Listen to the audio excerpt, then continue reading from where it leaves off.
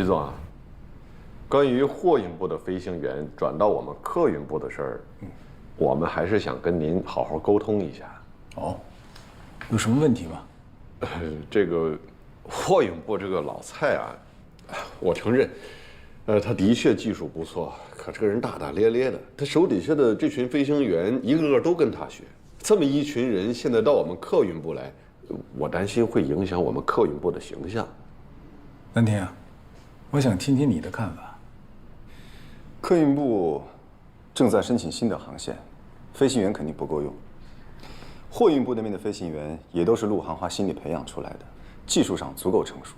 我认为还是应该给他们一个机会。当然，其他方面必须严格把关。我赞同南亭的看法。那行，那我们严格把关。可即便如此，货运部那个女的，咱就别要了吧。咱们可以推荐给有行的货运部。为什么？未婚未育啊。姜部长，这个话题就此打住，这是要出危险的。这不关起门来说嘛。你再说了，女飞的能力，那确实差点意思。飞行能力跟性别没有关系，只跟个人有关。那利用率呢？女飞的利用率低，这总是共识吧？根据全行的数据统计，其他公司招的女飞，不管是在飞行时长、安全记录还是正常率上，并没有低于男性飞行员。姜部长，我记得好像你们飞行部应该有5年的时间没招过女飞行员了吧？去年我就客运部关于招收女飞一事做了一份可行性报告，但一直没有得到推进的许可。这件事情，我早就想和姜部长探讨一下了。无论男飞女飞，都是飞行员，我们应该一视同仁。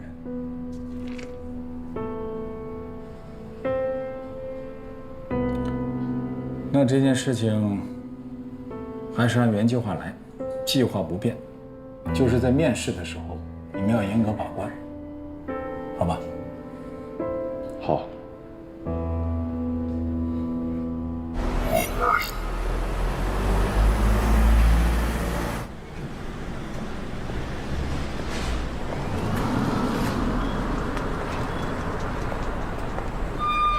程姐，你好，小姐，小姐，凡哥。哎，小姐，又来看飞机来了。是啊，我来看看我的小七。这周整修完啊，这架737就要移交给那边了。这么快啊？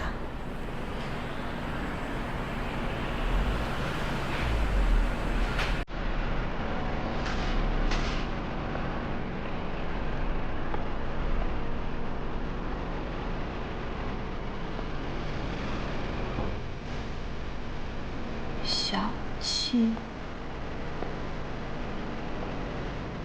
哎呀，小七。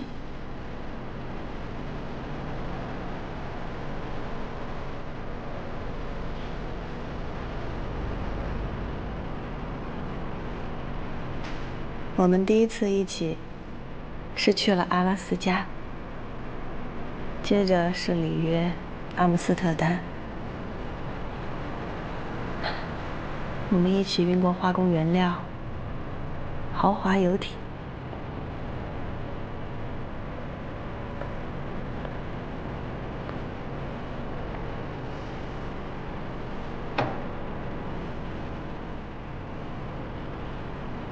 虽然你老了，操作手感也没有以前好，性能也弱爆了，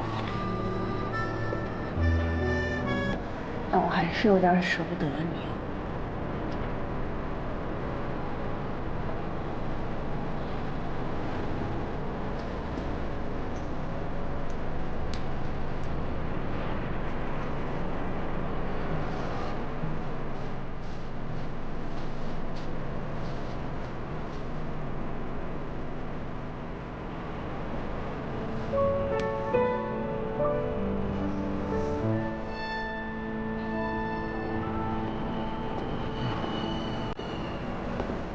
可以，辛苦了，其他没问题。那我先走。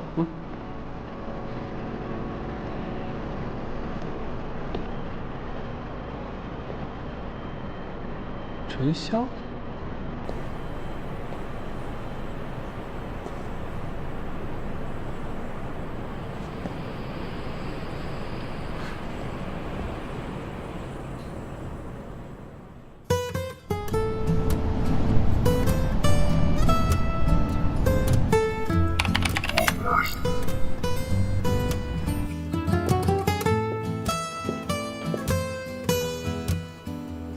自信、放松、专业、程潇 ，Go Go Go！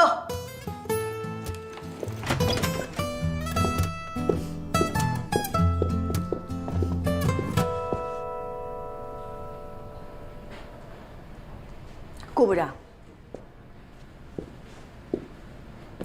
那天的操作，事后我想过了，我完全符合公司手册的规定，而且以我的技术足以支撑我完成操作。我也想过，你的确没有违规，但除非是万不得已的情况，否则飞行员不应该进行极限操作。我会修订出新的安全手册，你的行为将会被杜绝。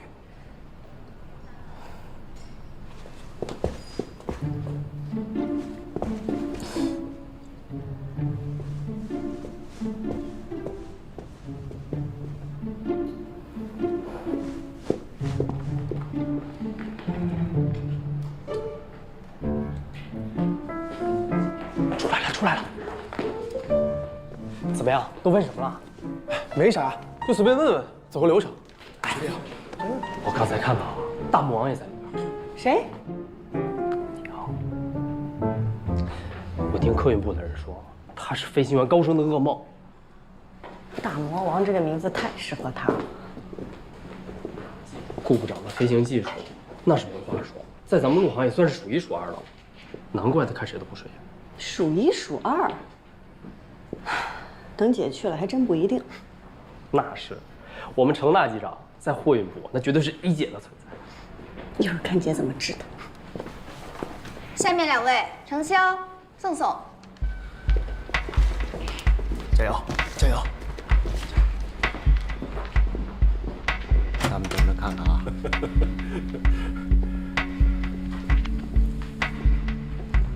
各位领导好。各位领导好。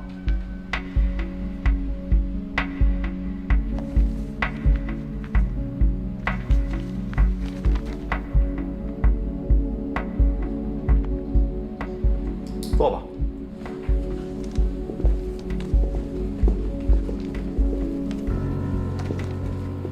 顾部长，这是我的履历，请过目。有什么问题您随便问。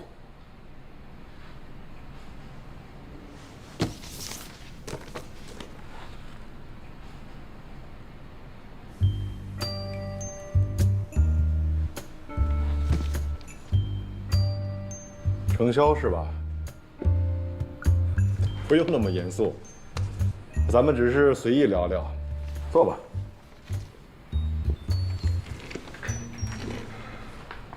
顾部长，人家刚才都点你名了，你来问吧。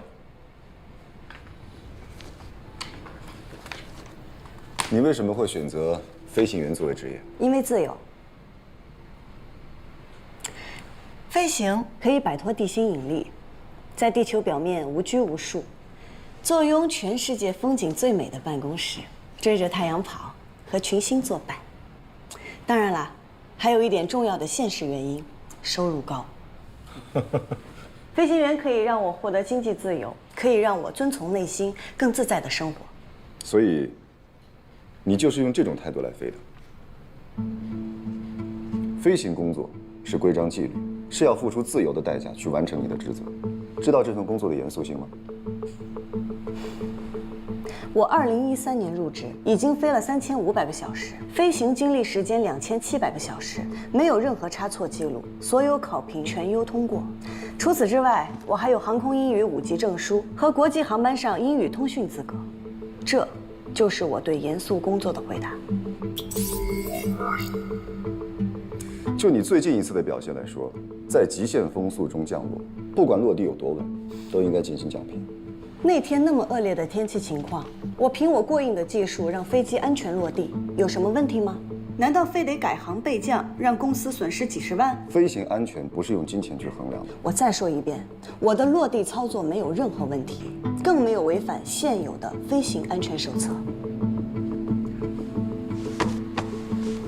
既然已经进了客运部，那就等面试以后，再对那天的落地操作做进一步的沟通，怎么样？关于程潇是否进入客运部，我认为还有待商榷。顾部长，货运部的飞行员安排到客运部，这是公司的安排。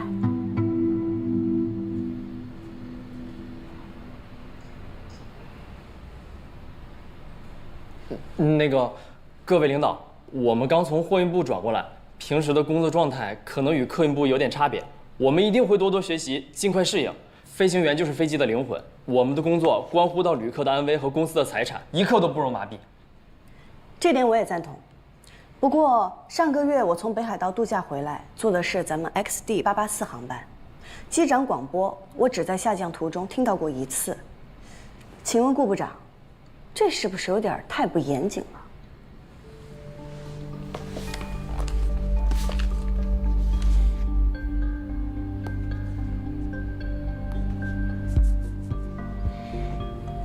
林一成，顾部长，巡航过程中的机长广播怎么回事？我是那天的副驾驶，机长广播是张机长授权让我做的。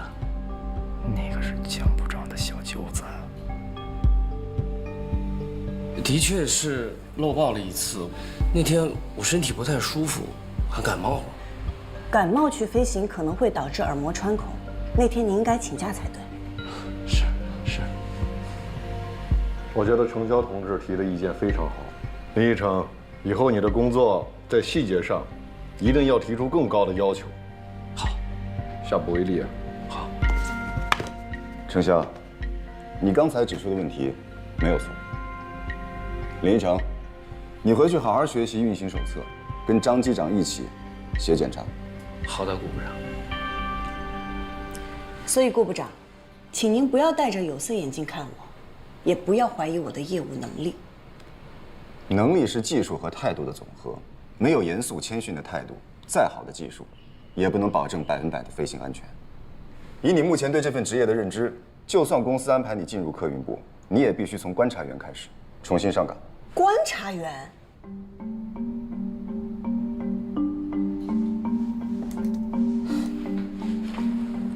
各位领导，这是不是有点太不公平了？顾部长的结论，大家有异议吗？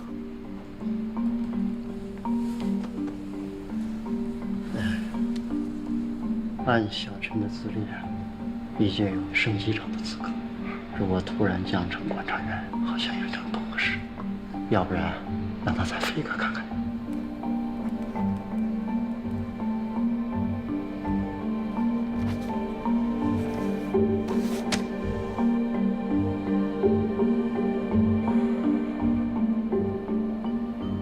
这样吧，明天安排你们俩再飞1次。你不是觉得顾部长这样安排很不公平吗？那你就好好飞，把你的真实水平展示出来，证明给他看看，然后再决定是否保住你第1副驾驶的位置。有这个信心吧？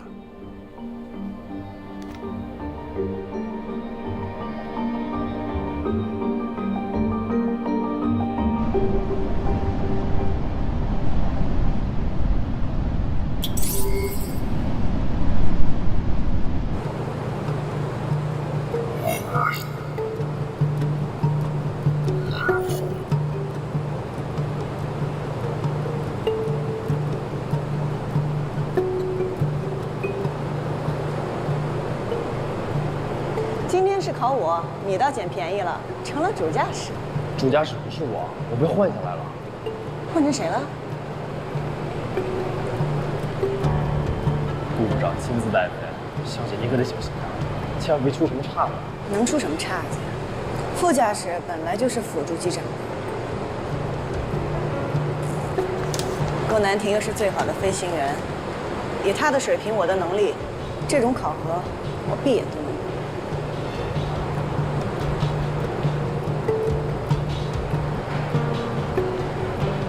快走了，小姐。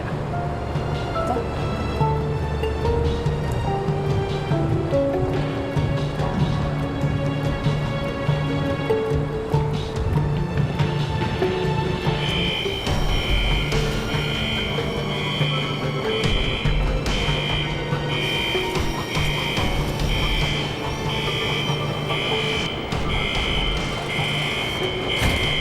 潞州飞上海虹桥，飞行时间1小时30分钟，使用锦翼5起飞，V1速度135，航路全程好天气。等一下，把你的手势摘下来。我戴着首饰也不会影响我操作，而且公司也没有规定说不能戴。我的规定，请你摘下来。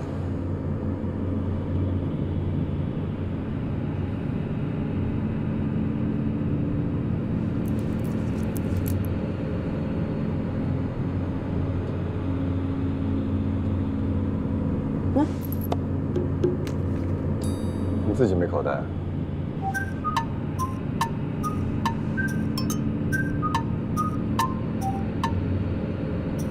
潞州8513，跑道34左，准备起飞。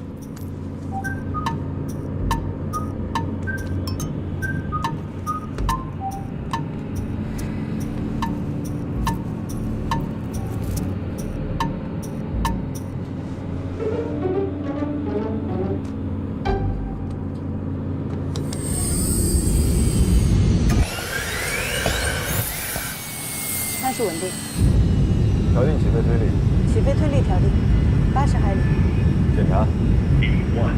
排前轮，正上升，收轮。CMD VR 加到15以上，警翼1，警员1绿灯，警翼0，警翼0灯灭，增压正常。起飞后检查单。发动机引气开，空调组件自动，起落架收上关断，警翼收上灯灭，起飞后检查单完成。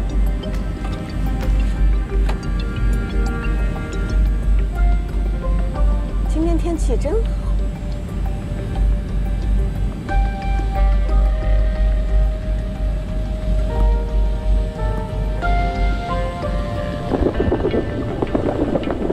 牛群，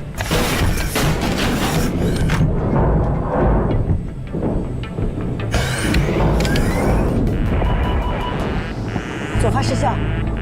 机长突发急性脑梗，失能，由副驾驶接替机长工作。什么？你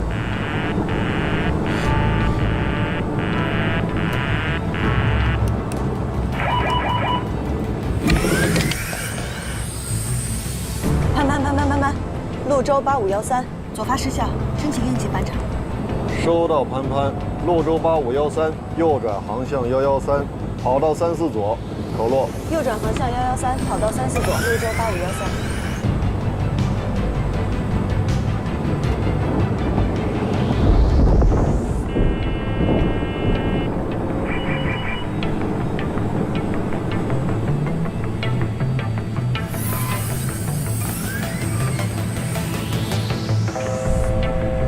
接通自动驾驶。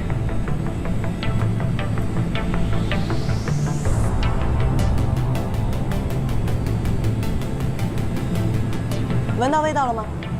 啊？什么味道啊？你认真点儿，这鸟群不是被卷进发动机了吗？烧焦味儿没闻到啊？晚上请你吃烧烤啊！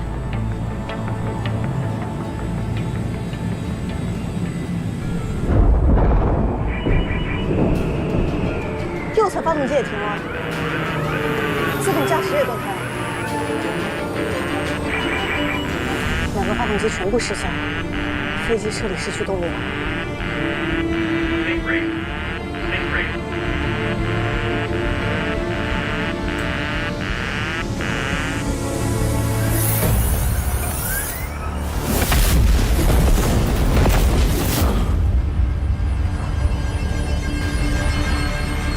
观察员把机长拖出来，你做左驾驶位置。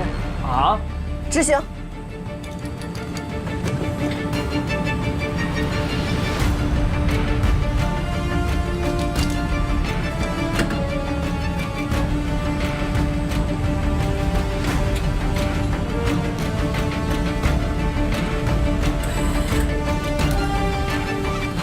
准备重启，右发。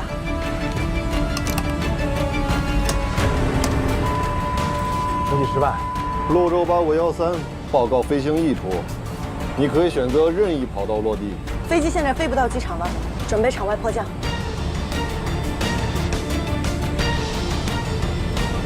现在必须让飞机变成滑翔机。机头放低点。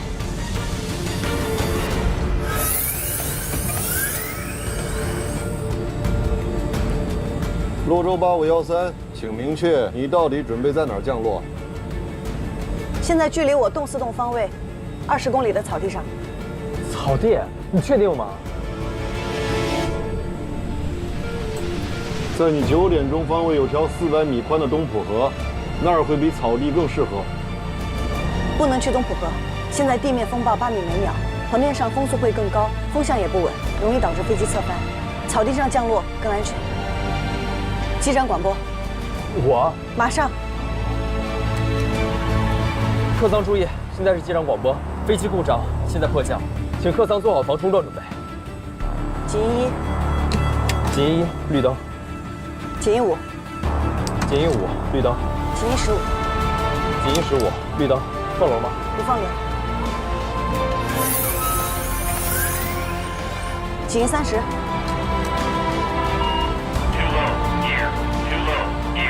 现在准备迫降，放轮。500英尺，做好防冲撞准备。注意地形，拉起来。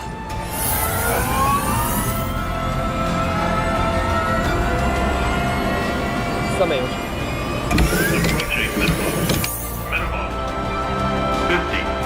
50英尺，防冲撞开始。40. Hold up. 30. 20. 10.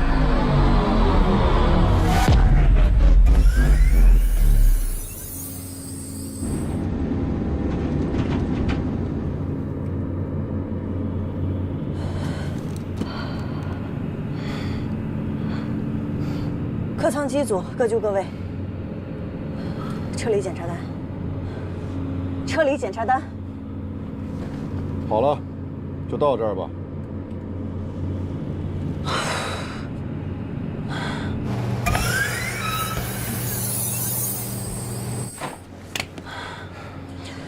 宋宋，我们创造了奇迹。奖评室集合。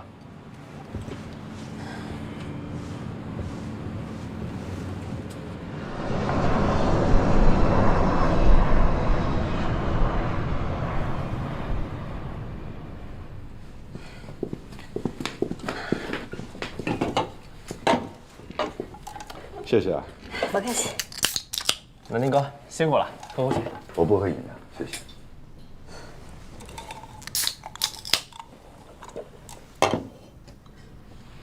你对你自己今天的表现觉得怎么样？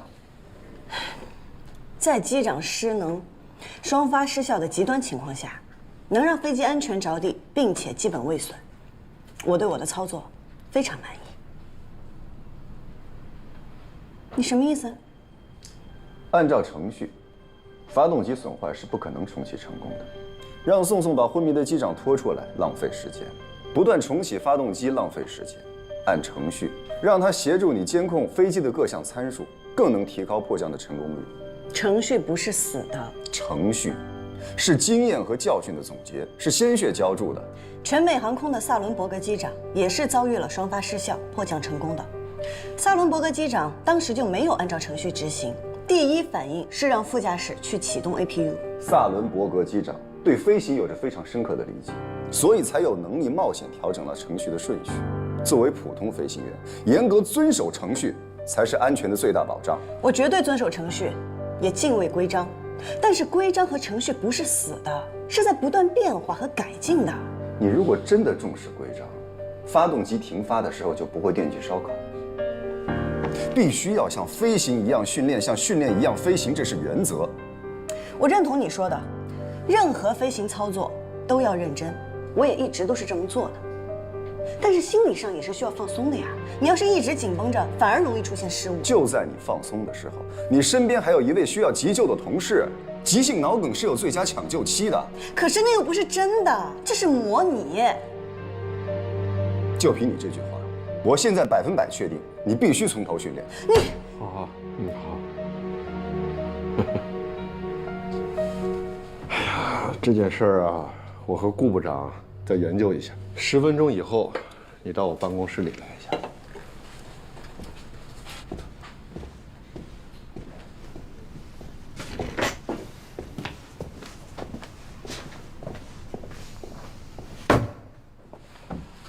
你别生气了，小姐。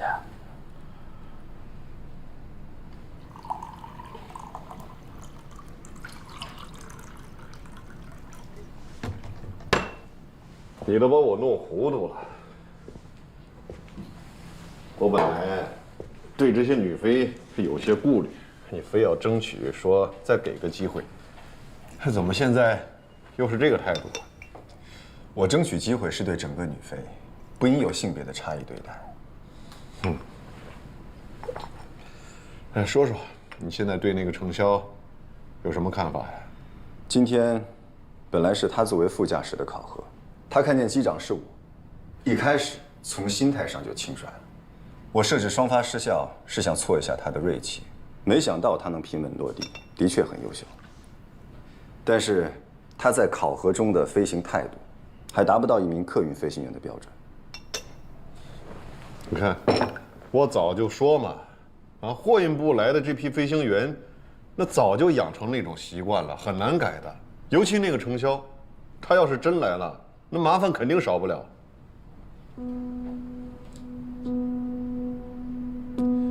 昨天面试结束以后，我从各部门详细了解了货运部的飞行员。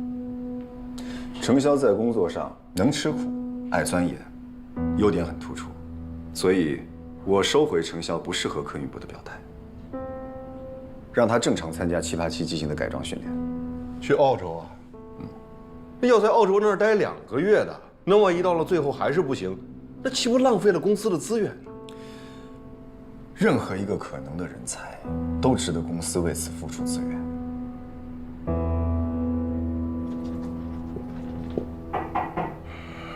请进。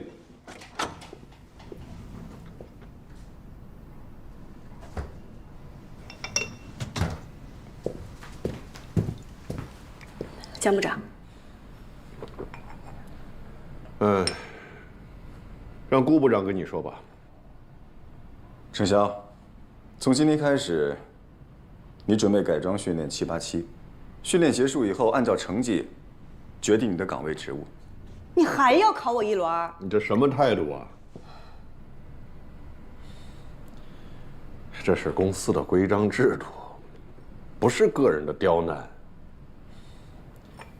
这事儿就这么定下来了。以后呢，就让顾部长做你们这批飞行员的专职教员。江部长，那教员能不能换个人啊？为什么呀？顾部长看着年轻，可他的能力是有目共睹的，只是辛苦难听了啊！把这批飞行员交到你的手里头，我才放心呢。好。对不起，我还有点事儿。你忙。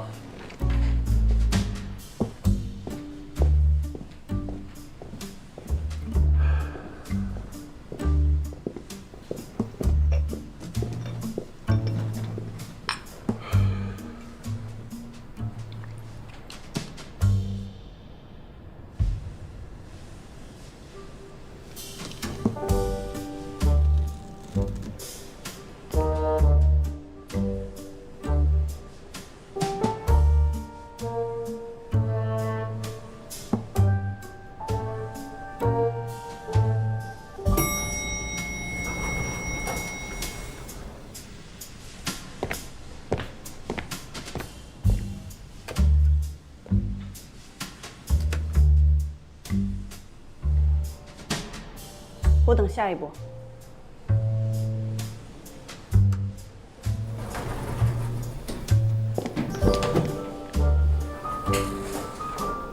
我不会再给你机会抓到把柄了，咱们训练场上见。你说过的每一句话，都要做到。我不但会做到，还会比你做得更好。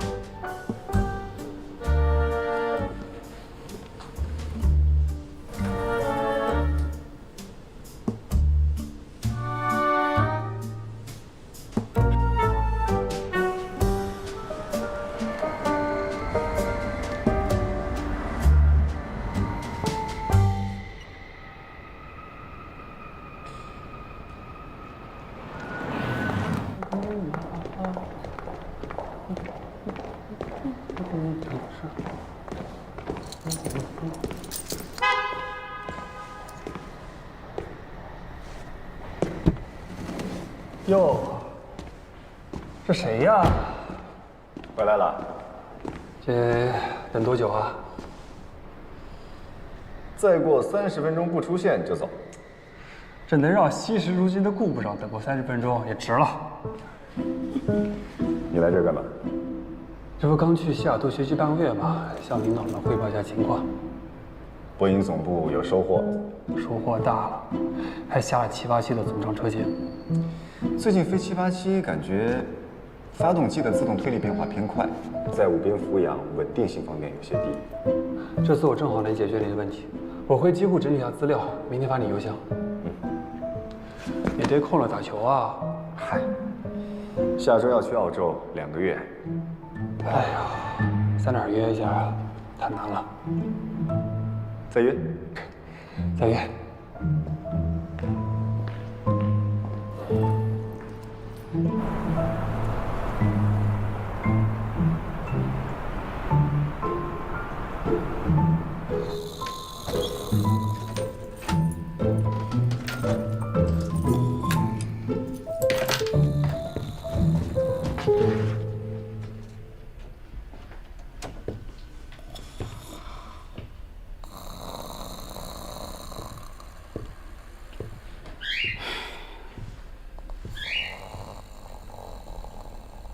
夏至，怎么了？家钥匙又丢了？哎，这回啊，可不是丢钥匙的事儿喽。没钱交房租了？说吧，这次打算借多少呀？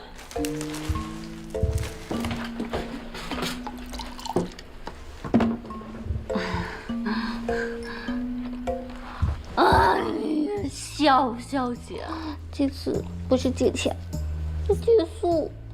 哎呀，小姐，你可不能见死不救啊！我哪次没救你啊？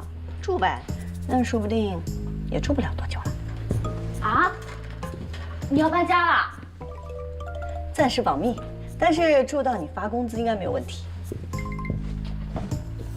好礼，饿了吧？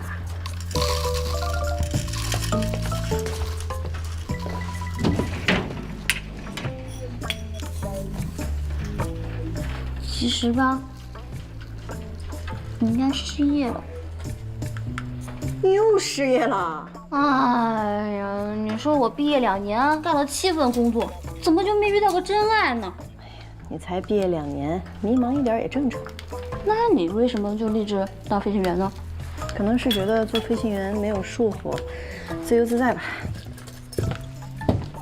糊弄谁呢？这么俗套的理由你也说出来？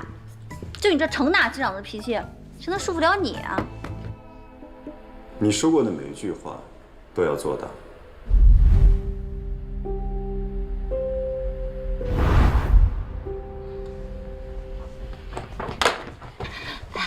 我今天看招聘网的时候，发现你们公司在社招哎。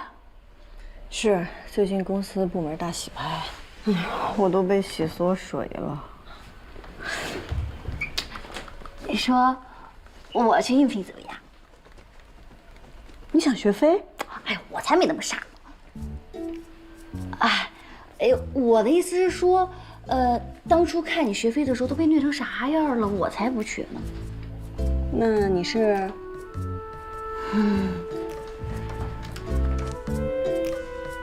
其实呢，人家是想知道空姐了。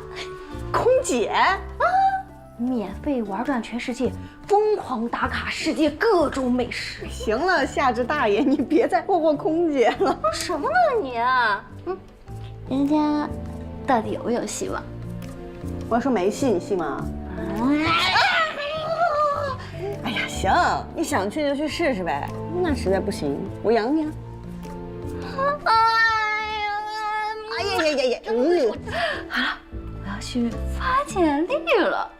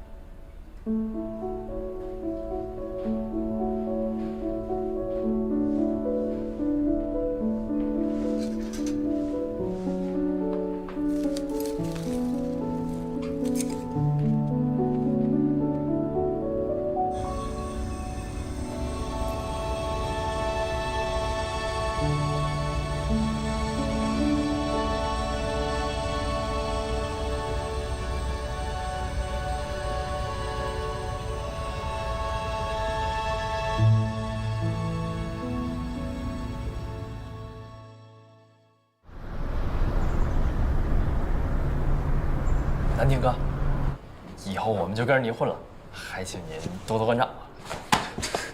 马屁拍太早了，人还在外边打电话，听不到。我这不是提前演练吗？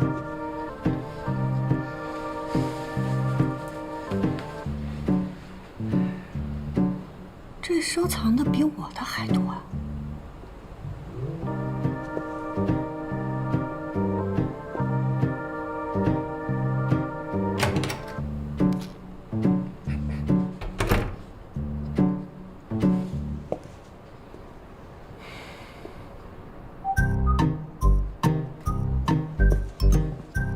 明天安排了去澳洲的陆航基地，开始787的改装训练。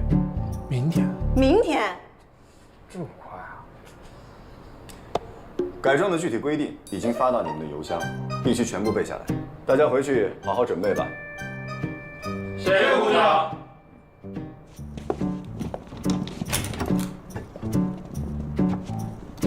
南亭哥，以后还请您多多关照。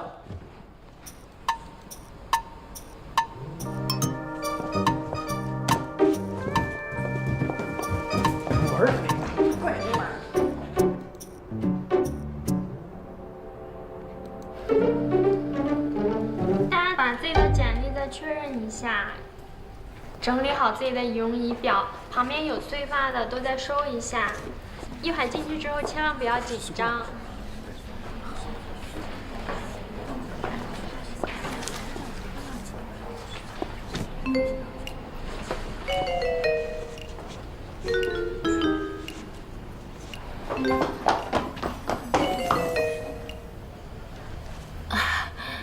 不好意思啊，不好意思。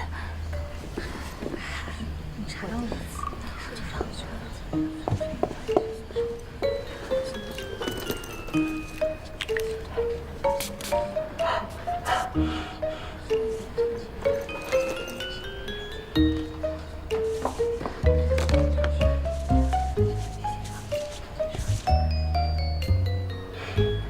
就快到了。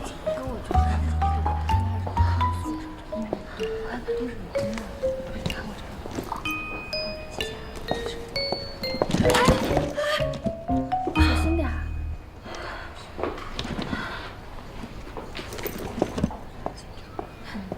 哎，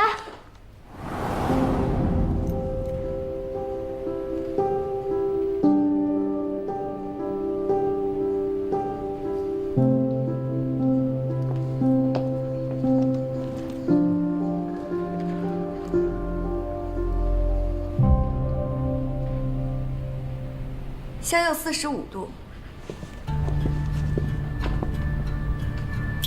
微笑，露齿笑，向右45度，向右转，